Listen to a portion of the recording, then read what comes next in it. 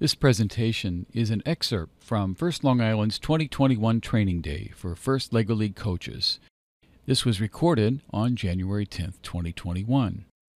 The topics and processes presented here are subject to change and refinement as the season progresses, so be sure to check official First sources for updates.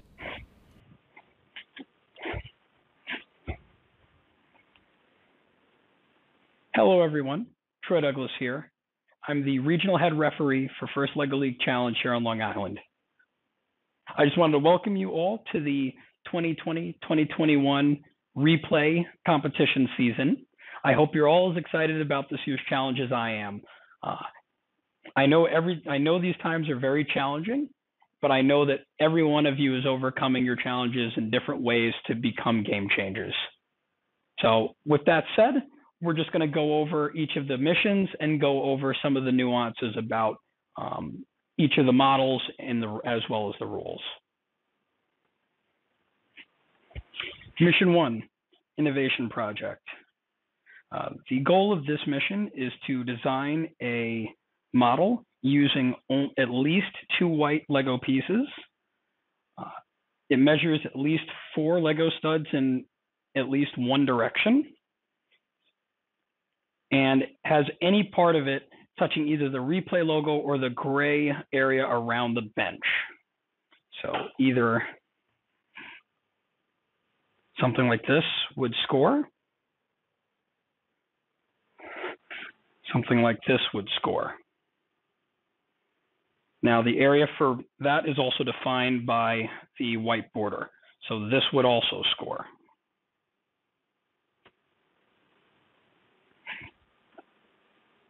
Mission 2, Step Counter. The goal is to have the pointer on either the magenta, yellow, or blue areas.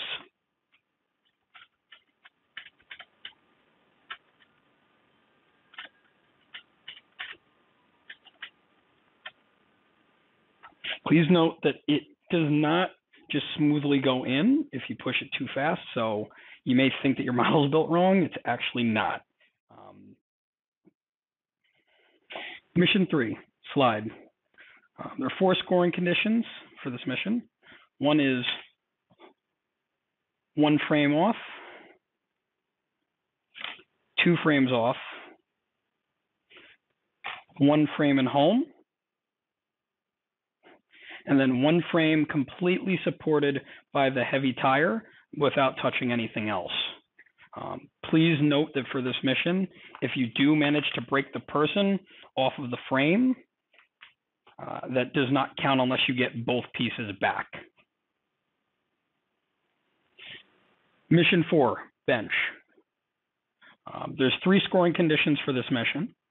The first one is that the bench is down flat, which is shown here. The next scoring condition is that if the bench is down flat and there are cubes touching the mat in hopscotch spaces. Now, the hopscotch spaces are not based off of the squares drawn on the mat. This is notated in the game updates document.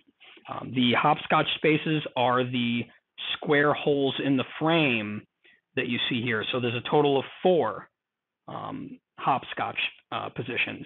So that would mean only 1 cube is counted in each one. Now you can put as many as you want in here, but only 1 counts per square. So it's a maximum of 40 points. Now for the last scoring condition, that's if the backrest is completely out of both holes. So this obviously does not count. This also does not count. This does not count as well. This does count. Mission 5, Basketball. So there's 3 scoring conditions for this model. The first one is that there's a cube in the crate. Second condition is that the crate rests on the middle heights white stopper, which as you can see is located right here. So that is if you get the second position. The third condition is that it rests on the top white stopper, which is located up here, which would be that. Mission 6, pull-up bar. So there's 2 scoring conditions for this mission. First scoring condition is that the robot has to completely pass through the upright pull-up bar. That can be either done north or south. The second scoring condition is that at the end of the match, it has to be 100% supported by the pull-up bar. So as you can see here, it's not touching the mat at all, so this would score. Now, in a situation where you have a piece of your robot or another mission model that happens to be stuck underneath the robot, this would not count because 100% of its weight is not supported by the pull-up bar. Mission 7, robot dance. The goal of this mission is to have the robot controller dancing on the dance floor at the end of the match. Now, by dance, we mean any sort of repetitive or skilled motion, something that indicates that it is dancing on the field. So something like if you have a mission where it's going to the other side of the field and it happens to just drive through, this would not count. Now note, this is an end of match condition. So at the end of the match, while this is dancing, some portion of this robot needs to be intersecting or covering this blue chalk pattern here. Make it obvious. There is benefit of doubt, but the benefit is to make it obvious to the refs that you're dancing on the floor if you want credit for this mission. So if you have it robot doing spins, that counts. Just get creative with it and have some fun with it. Mission 8, Basha. So there's actually 3 mission models that are associated with this mission. There is the Basha share model. There is on the far end of the field, you have the Basha aim model, and then you have the Basha frame model. So first we're going to start off with the share model. So normally you'd have a second table on your north side where a second team would be competing with you. So in this case, since we're virtual this year and everybody has single tables, there has been a modification to this rule, to this mission. So in this case, you actually will get 25 points if you release either the red or the blue cubes. You'll get 25 points as if you were doing the shared mission model. So it's a maximum of 25 points. You only get it for one or the other. Now for the second half of Mission 8, this involves the Basha aim and Basha frame models. So this indicates here, this is the frame, and then this is your target. This here is your aim model. Now the 2 scoring conditions for this is, the first one is that if there are any cubes completely in your frame or target, frame or your target here, they count for 5 points each. So this would count, this would count, this would count. This would count. This would not count, as they have to be completely in either your frame or your target.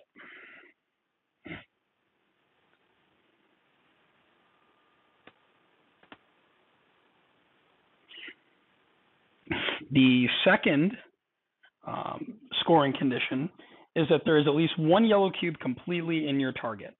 So we'll take the one from here. This would count. This would not count.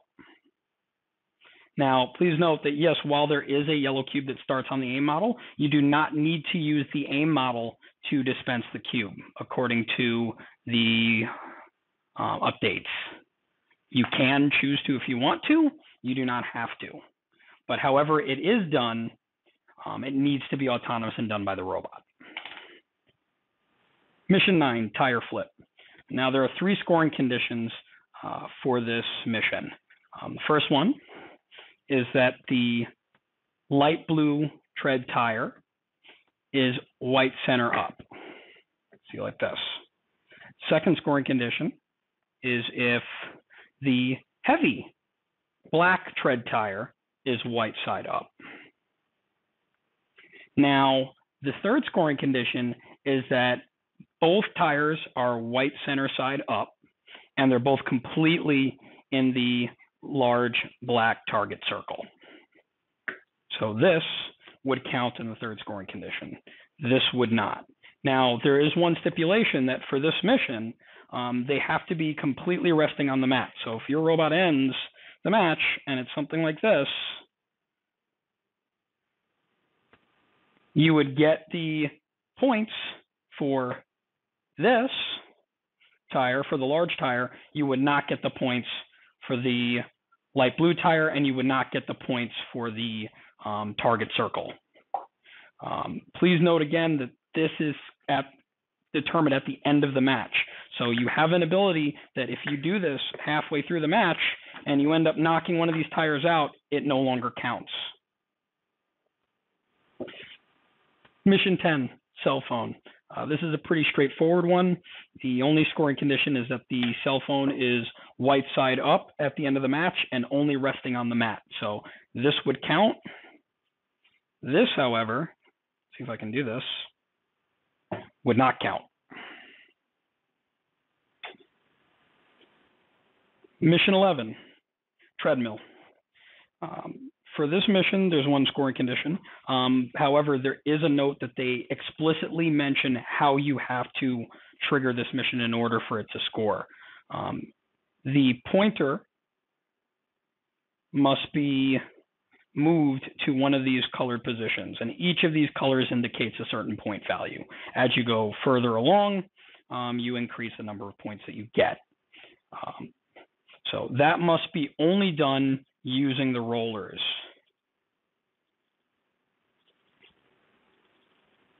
As such, if you touch or if you move the pointer in order to get it to a specific color, this mission will automatically score 0 points. When it comes down to scoring which color, basically the way to look at it is to imagine that there's a needle sticking out from the end of this pointer. So for example, this here would score red. That would still score red. Now that would score orange. Mission 12, row machine. So there's 2 scoring conditions for this mission. The first one is that the free wheel is completely outside of the large circle. And then the second scoring condition is that the free wheel is completely inside of the small circle. Now, please note that the circle, the lines themselves count as the inside of the circle. So in this case, this would not count as completely outside of the large circle. This would.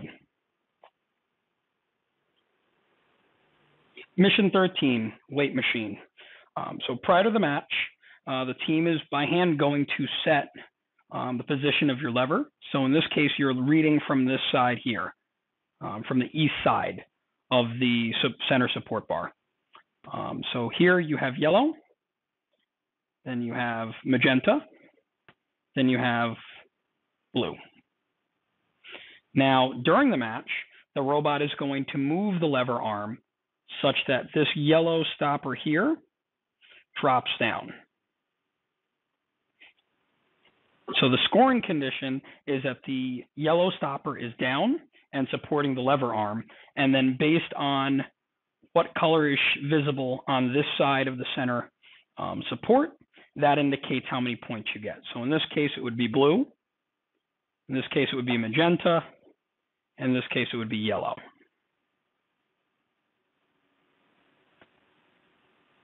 Mission 14, health units. So there's two main scoring conditions for this mission. The first one is that these health units are either touching the replay logo or the gray area around the bench. So in this case, around the bench, that's indicated by this border here. So that would count. And the health unit model includes the loop. So this would indeed count. As well as if you take it over to the replay logo, this would indeed also count as well as this.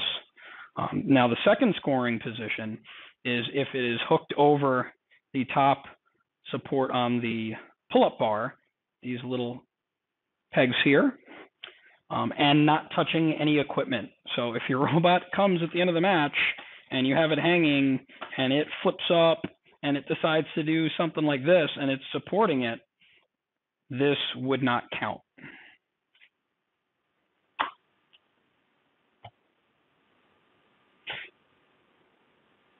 Now, the last mission, mission 15, is called Precision. This is just the storage area for the precision tokens.